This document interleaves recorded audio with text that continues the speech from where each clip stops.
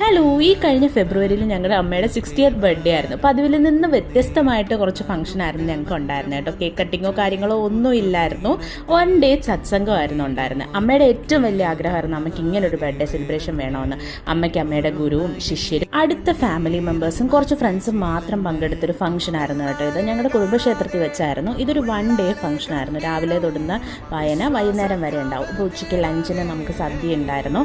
അതുപോലെ തന്നെ കൂടുതലായിട്ടും നമുക്ക് പ്രബോധിനിമാരുടെ ഈ 60-ാം വയസ്സ് പിറന്നാളുടെ ചടങ്ങൊക്കെ ആയിരുന്നു. ഇത് കൂടുതലും എനിക്ക് 60-ാം കല്യാണമൊക്കെ തമിഴ്നാട്ടിൽ ചെയ്യുന്ന പോലെയാണ് തോന്നിയത്. അച്ഛനെ അമ്മ ഇരുത്തിക്കൊണ്ടായിരുന്നു ഈ ഫംഗ്ഷൻസ് എല്ലാം നടന്നത്. കാല് കഴിച്ച് പൊന്നാടയൊക്കെ ഇണിച്ചതിന് ശേഷം നമുക്ക് ഗിഫ്റ്റ്സ് ഒക്കെ കൈമാറാവുന്നതാണ്.